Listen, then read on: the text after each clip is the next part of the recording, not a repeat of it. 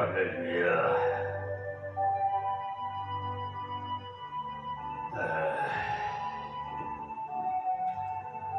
오늘도 생명을 연장시켜 주셔서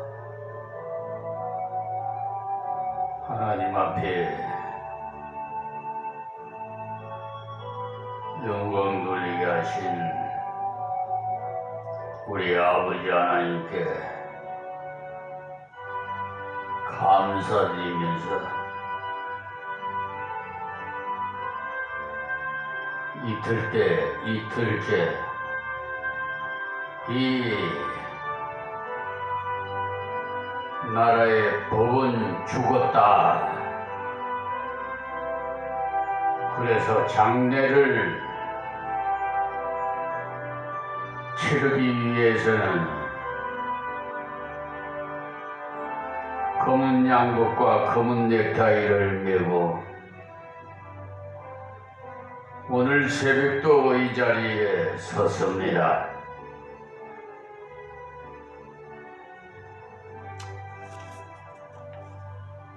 어제는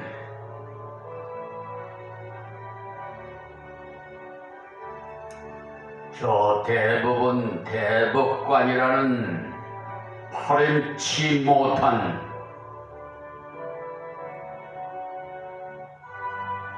품위를 손상시킨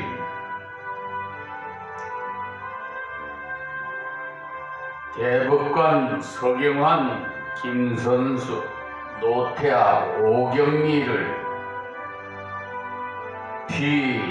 피고발인으로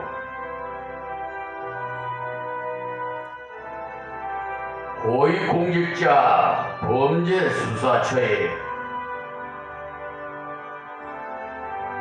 고발장을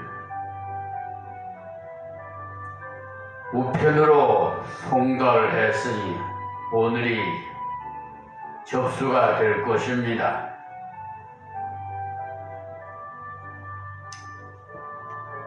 그 공수처의 검사도 지난날에 김진욱 공수처 차장 계실 때에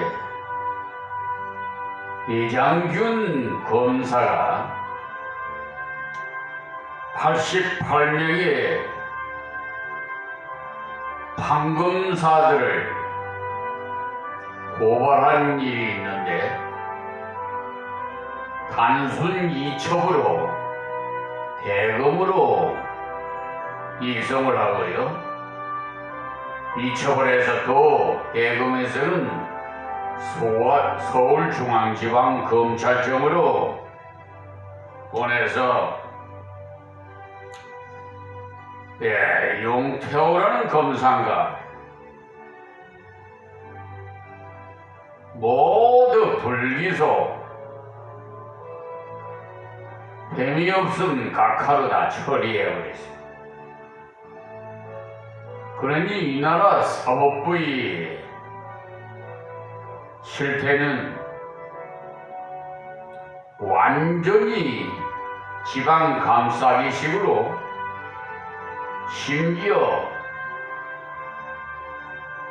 수사권을 경찰에다가 전 정부에서 분리시켜서 해놓아도 이제는 사법경찰관도 한패가 돼가지고 지방감싸기식으로 수사를 하고 지금 이 나라의 사법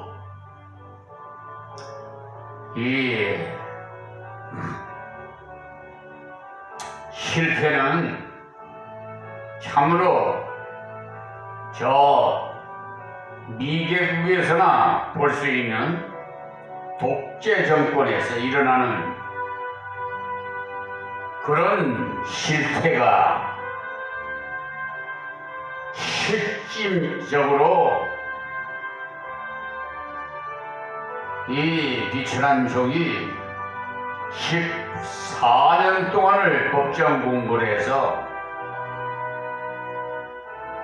알게 되었습니다.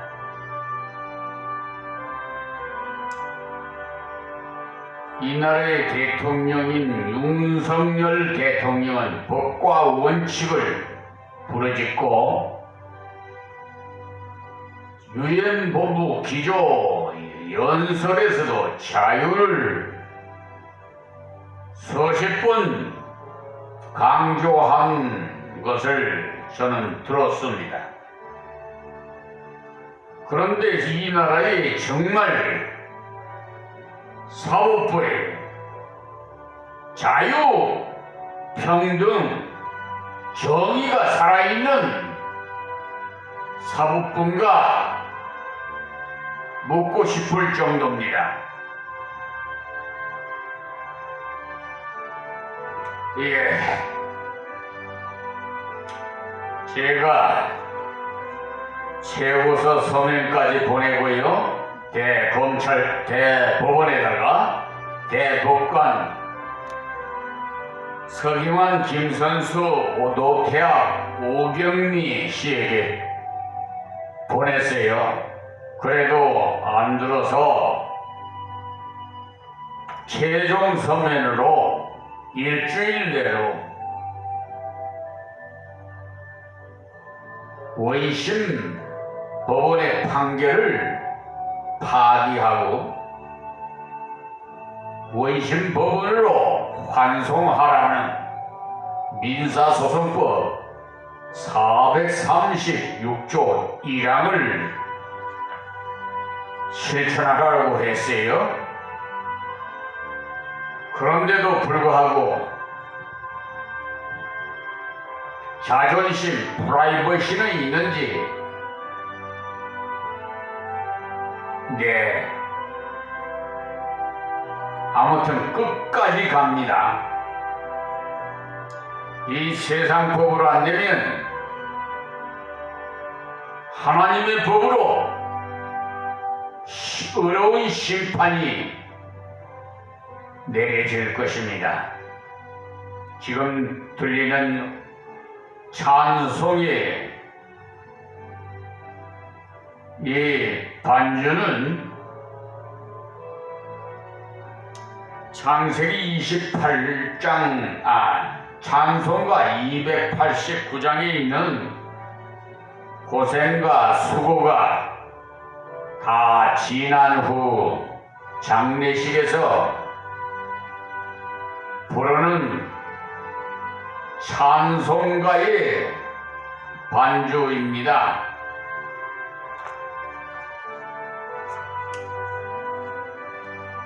제가 법을 모르면 어떻게 이렇게 하겠습니까?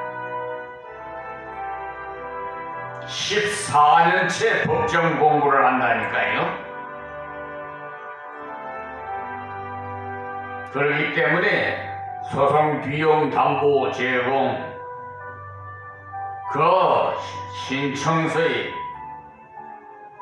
보정명령 담보 제공 명령한 것도 다 산정을 합니다. 그 정도로 세밀하게 대법원 규칙이랄까 또는 판례랄까 정말 수많은 수천 가지가 되는 법조문을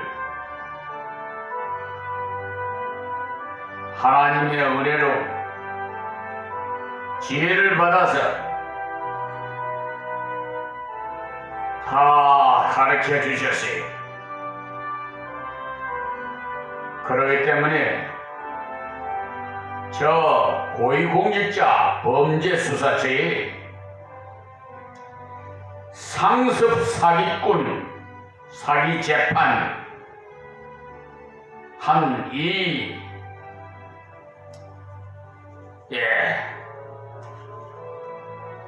서경환, 김선수, 노태학, 오경미 씨를 직권남용 계명으로 고발했습니다. 그 결과가 헌법 제103조에 의해서 똑바로 처분이 안 되면 그 담당 검사도 또 공수처장도 그에 대한 책임을 물을 것입니다. 그렇기 때문에 끝까지 갑니다. 또 끝까지 파헤칩니다. 이 부조리, 부패, 우리는 빛입니다. 소금입니다. 빛과 소금의 역할인 불의와의 전쟁은 이 시간에도 계속되고 있었고, 이 생명이 다하는 그날까지 계속 진행될 것을 이 시간에 여러분에게 약속합니다. 그래서 이 나라 사법부가 새로 거듭나는 역사가 일어나서 우리 후손들에게 물려줘야 되겠지 않겠어요? 현재 억울하게 법을 모르니까 피해를 당하고 억울한 판결을 받아서 극단적인 길을 택하신 분도 있고, 가정이 파탄되고 사업이 파탄되고 또 여러가지 사회가, 가정이 안정돼야 사회가 안정됩니다.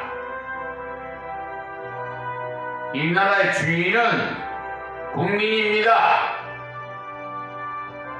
그런데 저 국민으로부터 유인받은 헬스를 받는 특정직 공무원들이, 또 경찰 공무원, 사법 경찰관을 두고 말하는 것입니다. 어쨌든 정의로운 자도 개중에 있어요. 양심 있는 임정은 검사 같은 대구 부장 검사를 있는 그런 검사가 검찰총장이 되어야 해요.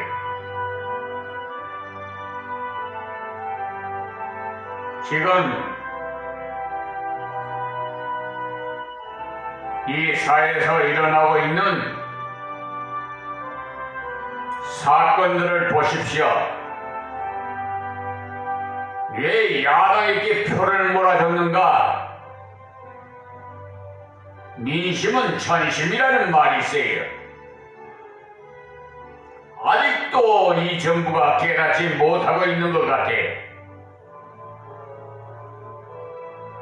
법과 원칙을 부르짖는 윤석열 대통령님께서 좀 이 방송을 들으시고 직접 사법부를 귀 감독해서 법무부 장관을 시켜서라도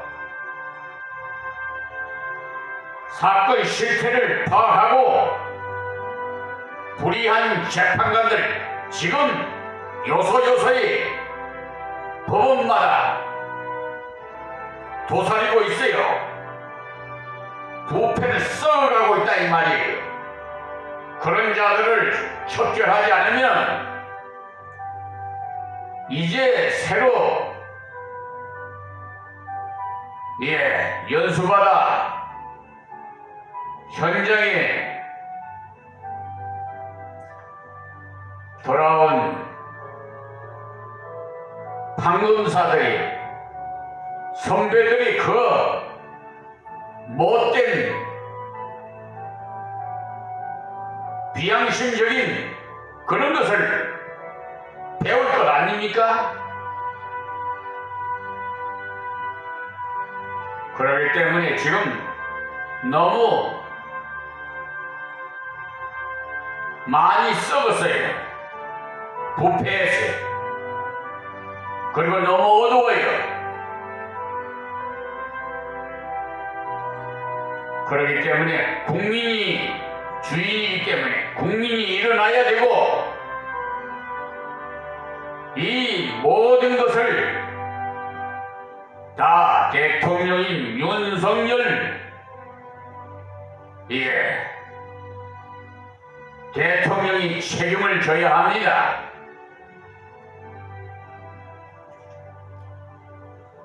현재 국회 임사부에서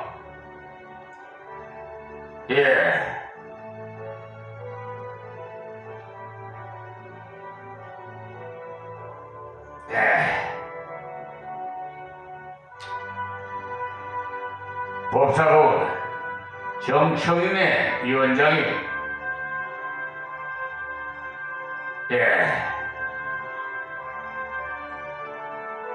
그 진행하는 것을 보았어요. 정말 잘하고 있어요. 그런 분들이 국민의 혈세를 받고 국회의원으로서 국민의 대변인으로서 올바르게 일을 하는 것입니다. 썩은 자들에게 혈세를 낭비하는 것은 이제 그만해야 합니다. 자, 어제 이어서 창세기 28장 14절의 말씀부터 은혜 받겠습니다. 그런데 어제 13절에 말씀이 유튜브 방송에 좀 말씀 중에 끊어져서 이어서 좀 말씀드리는 다음에 14절 말씀을 드리겠습니다. 여러분들이 하나님의 말씀 배울 자유가 있고 말씀 공부할 마음의 가난함이 있다고 하는 이런 자세가 다 하나님의 선물이라는 것을 알아야 합니다. 가라사대 나는 여호와니, 이 말씀은 여호와라는 스스로 계신 분이란 뜻인데 의역을 하면 변하지 않는 약속을 주시는 분이시라, 이런 뜻입니다. 그러나 문장 그대로의 뜻은 스스로 계신 분이라는 뜻입니다. 너희 조부 아브라함의 하나님이요 이삭의 하나님이라 했습니다. 하나님이라는 전능자라는 뜻이 아브라함에게 이삭에게 전능하신 하나님으로 계셨는데 그분이 너와 함께 있다, 이 말씀이. 그리고 하시는 말씀이 너 누운 땅을 내가 너와 네 자손에게 주리니,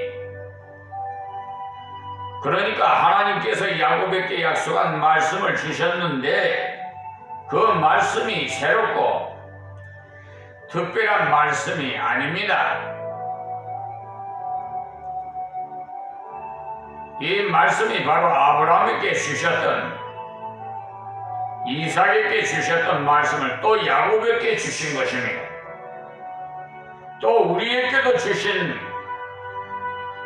신령한 의미로 주신 말씀이에요.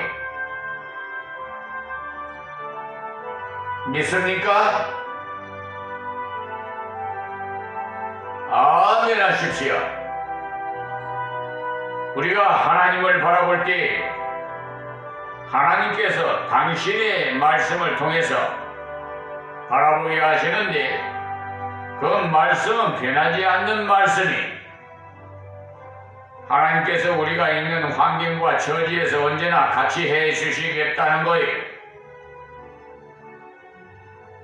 환경과 처지 모든 것이 다 하나님의 것인데 우리에게 맡겨주신 분량이 있어요.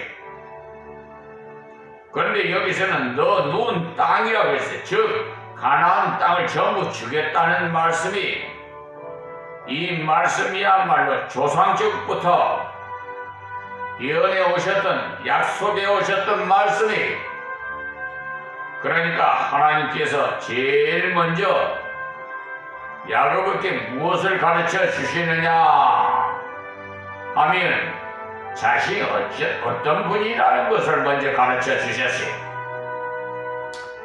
사실 이 문제가 누구에게나 제일 중요합니다. 하나님 아버지가 어떤 분이라는 제일 먼저 알아야 돼요. 이것만 바르게 알면 믿음이 바르게 됩니다. 아버지가 강포하고 못된 분이라면 골치 아프지만 우리 하나님 아버지는 약속을 꼭 지키시는 분이에요.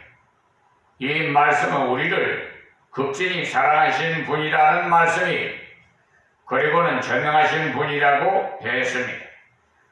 아무리 사랑이 많으셔서 약속을 지키고 싶어도 전능하지 못하다면 못 지킵니다. 사랑이 많아 자기 자녀에게 좋은 것을 주고 싶어도 줄 수 있는 능력이 없으면 못 줍니다. 그런데 우리 하나님은 사랑과 능력이 겸비된 분이시며 이런 하나님께서 야곱에게 먼저 하나님 당신을 보여주시고 그 다음에 그에게 줄 은총을 가르쳐 주셨어요. 그런데 은총을 주실 때 어떤 조건이 없어요. 그러나 이런 말씀은 한마디도 없어요. 만일 네가 열심히 기도하면 이런 것을 주리라든지 만일 11조를 열심히 드리면 주리라든지 하는 조건이 없습니다. 어떤 것을 행하지 않으면 은혜에서 제거하겠다는 말씀이 없습니다. 그러니까 얼마나 감사해요.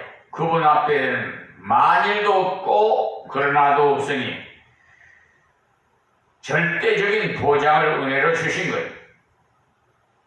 우리가 제일 먼저 순수한 하나님의 은혜를 알지 못하면 기독교를 바르게 알지 못하는 것입니다.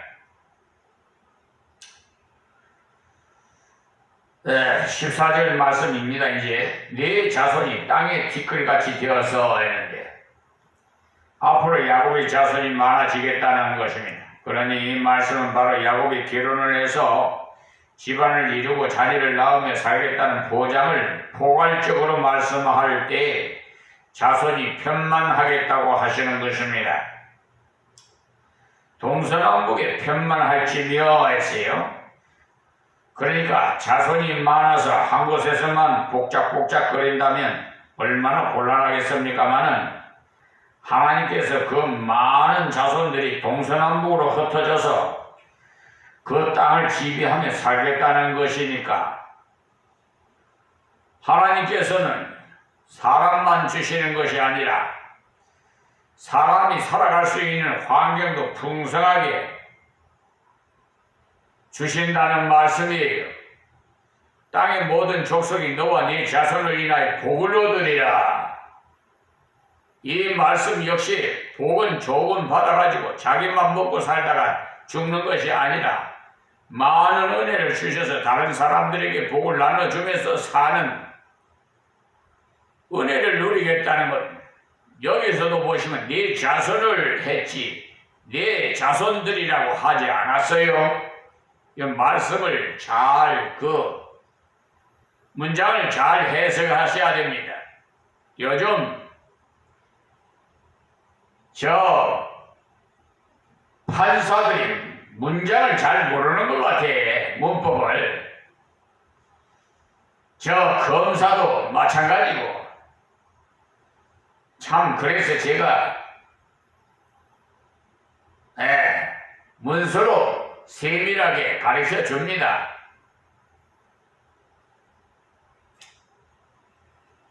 물론 우리에게도 해당돼요. 우리가 하나님 말씀을 믿고 믿음으로 걸어갈 때 우리에게 복을 주실 뿐만 아니라 부족한 우리를 통해서 많은 사람에게 복을 나눠주는 그러한 은혜의 사람이 되게 하시는데, 그냥 내가 복을 조금 받아서 자기만 누리고 살다가 자손에게만 돌려준다, 그것은 째째한 복이죠. 세계 만방으로 각 족속에게 나눠주는 복 사모해야 하겠습니다. 우리나라의 올림픽을 개최했고 앞으로 선진국이 되었고 어쩌고 저쩌고 하면서 떠서석한데 선진국이 되면 세계로 여행하기가 쉬워요. 그래서 그리스도인이 올바른 목적으로 여행을 한다면 선교사로서의 사명을 감당하는 것이어야 되는데, 요사이 온 국민들이 올림픽 88 올림픽을 우리 했죠. 야구도 지금 가서 장사고 양을 무고 그런 거 하려 갑니까? 야구 자신은 그런 마음이 있을지도 모르겠어요. 그러나 하나님은 그 목적으로 보내는 것이 아닙니다. 너는 가서 이러이러한 시험을 하고 이러이러한 복을 얻어서 많은 사람에게 나눠줘라. 하나님께서는 큼직하게 야곱을 쓰시려고 하는 거예요. 하나님께서 우리를 향하신 뜻도 마찬가지. 그러나 우리의 마음이 좁아서 그냥 긁어 모으기만 하려고 하거나 또 모았다 하면 집어넣어서 쌓기만 하려고 하는데, 어떤 분은 아파트가 100채가 넘은 사람이 몇 명이 된다고 뉴스에 나오더라고요. 많이 모아놓으세요. 죽을 때 가지고 아파트 한 채도 가지고 가지도 10원 하나도 가지도 못합니다. 그 후손들에게 주게 되는데 결국은 그 후손들이 그로 인해서 어려움을 몰라요. 그러니까 어떻게 되겠어요? 불량자로 변해요.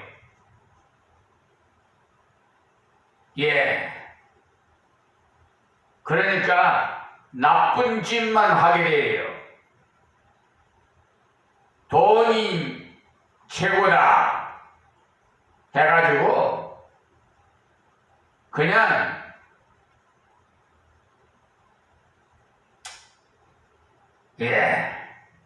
막 그대로 그만 말씀드리랍니다. 하여튼 자손에게는 믿음을 유산으로 줘야지요.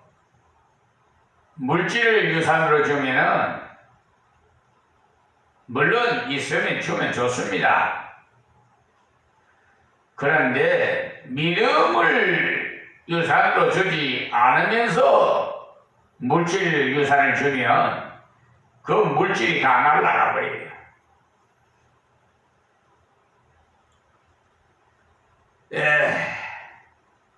인색한 사람들은 그냥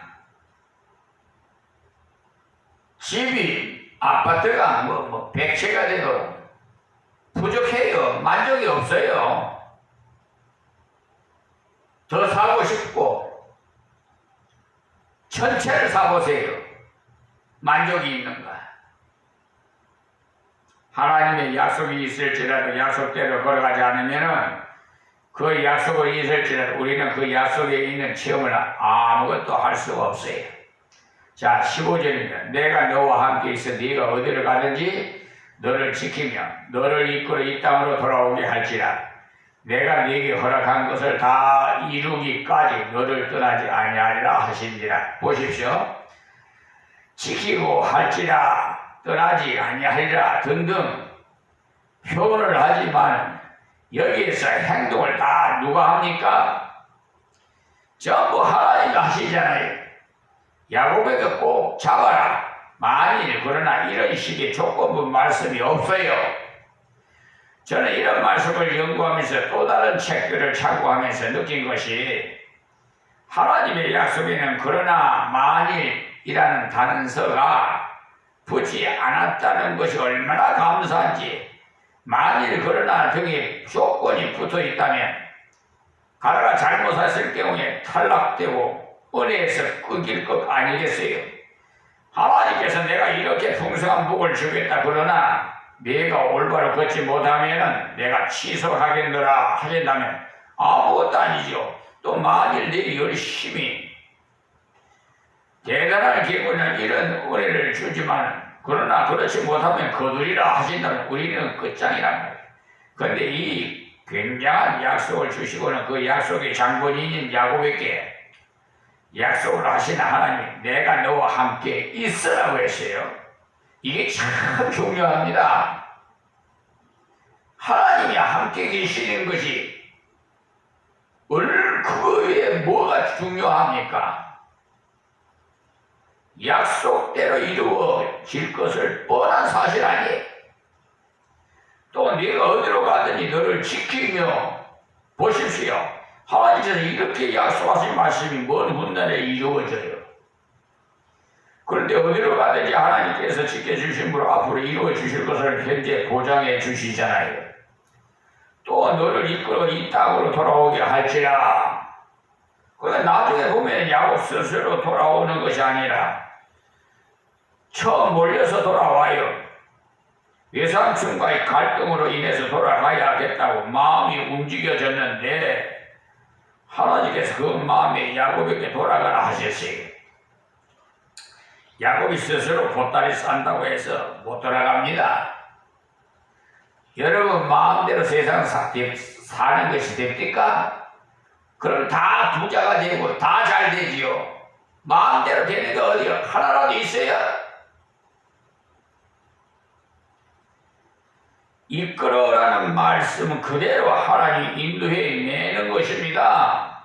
창세기 31장 3절 하는 말씀 보세요. 이런 하나님 앞에 우리는 아예 일찌감치 항복하는 것이 현명이에요. 왜냐하면 함께 하시고 지키고 돌아오게 하시고 떠나지 아니하신다는데 살살 미꾸라지처럼 빠진다고 해서 되겠어요? 하나님의 간섭에서 빠져나가려다가 상처만 있습니다. 하나님께서 빠져나가지 못하도록 더욱 꽉 잡으실 테니까요. 그러니 일찌감치 그 말씀에 굴복하는 것이 좋습니다.